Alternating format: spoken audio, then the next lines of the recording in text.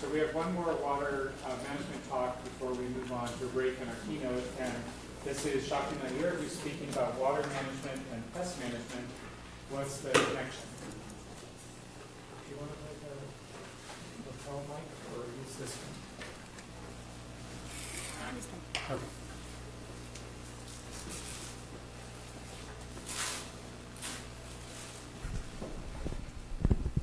Good afternoon, everyone. Can you hear me?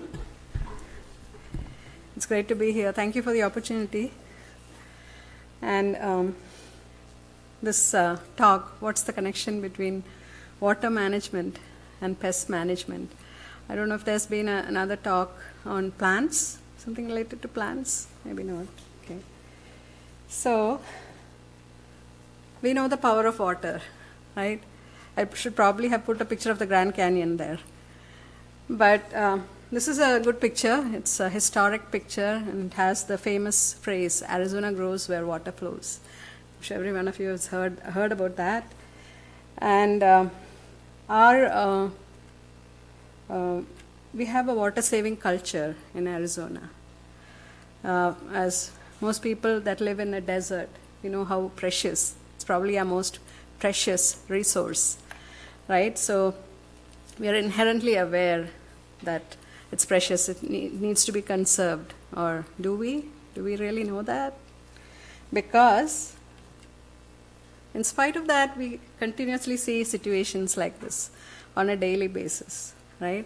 Leaky irrigation systems, pooling water, poorly managed ditches on the sides of the road, poorly managed rainwater, badly aimed sprinklers which spray water on other areas where they're not intended, that regularly replenish those pools of water several times a day, which all serve as habitat, breeding habitats for you know what, right? So this brings the question to our minds, whether are we really that aware about water conservation. And we have solid figures that show that tell us about the water use. We know that about 20% of the state's water supply is for municipal use, and most of it is residential. We know that. Out of that 20%, nearly 70% is used outdoors, and that is to maintain the landscape, watering plants, swimming pools, washing cars maybe a little bit, but most of it is used in the landscape. And when you think about it, you know, desperately trying to maintain this landscape in a desert, why should we do that? Why do people even bother? You know, sometimes we think about it. Well, there's a reason. And this is very well documented, the benefits of that green canopy, that green color of a healthy landscape. The benefits to human well-being are manifold. And it's so well documented. We have so many publications about that. And here's one of our recent extension publications that specifically talks about the benefits of plants for human health in healthcare settings, but they're very similar to other settings too, right? And it says that window views of nature have been associated with so many positive outcomes, right? Reducing stress, reducing anxiety and depression, etc., reduced pain, the need for pain medication, reduced blood pressure and other parameters, and so many other benefits. So that's inherently why we strive to maintain that green canopy outside. So that makes sense, right? So that brings us to plants and water. And everyone knows the relation between plants and we cannot grow plants without water, right? And adequate and timely irrigation, of course, is crucial to plant health, overall plant health. But it's also true that both overwatering and underwatering are equally stressful for plants. And not everyone realizes that.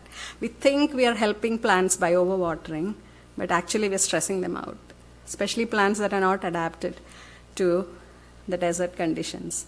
So when the plant is stressed, it becomes more susceptible. It becomes attractive to pests and diseases. So both overwatered and underwatered plants are equally affected. So now I'm going to move to pests. Okay, so pests and water.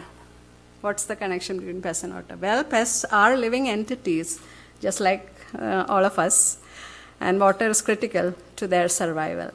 And pests will exploit any source of water in the urban environment, anything that's available to them. And all of these sources are largely made available to them by us. It's because of us and the way we manage waste and water is how we make it available to them, right? So largely made available to them due to improper use of water.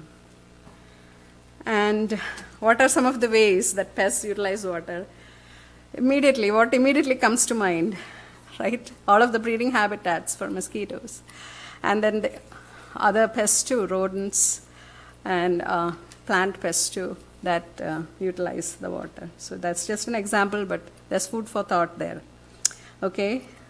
And at this point, I'd like to introduce the concept of IPM. And for anyone that's not familiar with IPM, it's the holistic approach to pest management, using an intelligent combination of methods to manage pests that pose the least risk to people, property, and the environment. And IPM involves a number of methods, components, or steps, and many of them are related to water management. So I've just chosen a few examples here. Sanitation. By sanitation, we mean waste disposal, right? Proper waste disposal.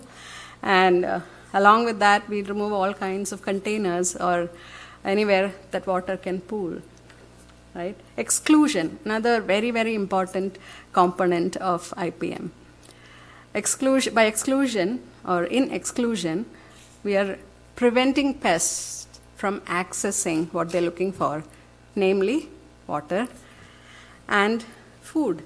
And here is a great example of exclusion, where a rain barrel, which collects rain water, is covered with a mesh to exclude pests.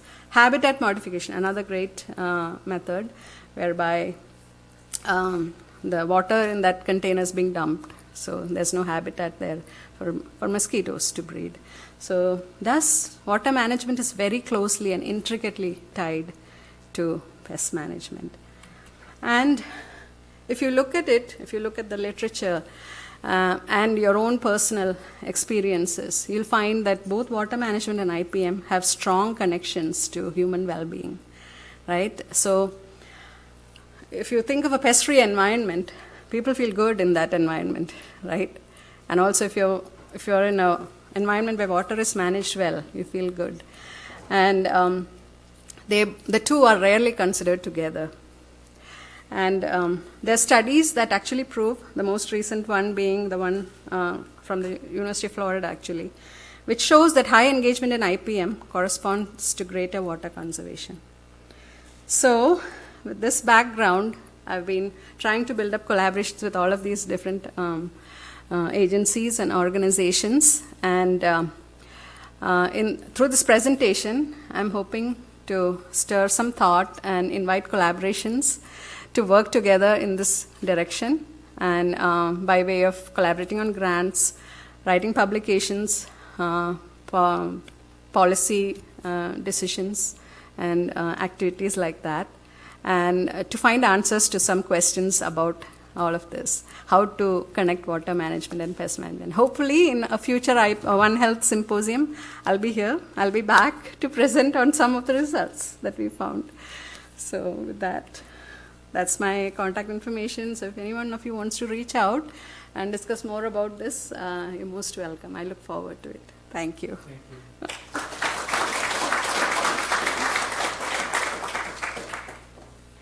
Questions, comments?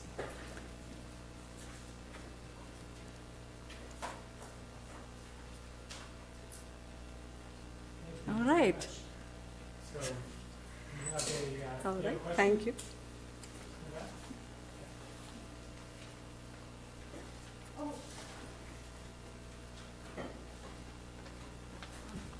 I was just thinking about the mosquitoes in the stagnant water and looking at how to integrate some of those processes. Are there certain mechanisms of management that you would be recommending more of versus, spraying has been a really common thing, but are there other things then that you would? No, we are actually, in this effort, we are looking for more of education to make people aware. There's really a great need for that kind of education. Some of the projects that we've been engaged with, specifically about vector management, it's been so difficult to reach people who live in HOAs. To get that information across to them, it's been so difficult. So that will definitely be one of the focuses. Absolutely. Thank you. So being with Maricopa Ag Extension and being out there, do you also work with farmers and growers frequently on their management approaches as well? As part of my efforts in my current position, not so much with farmers and the ag side. It's mostly been, I mostly work in community environments, but I also work with golf courses. So, golf courses have these water bodies which are huge habitats. So that's definitely an area that we're going to focus on. Thank you. Thank you very much. All right. Thank you.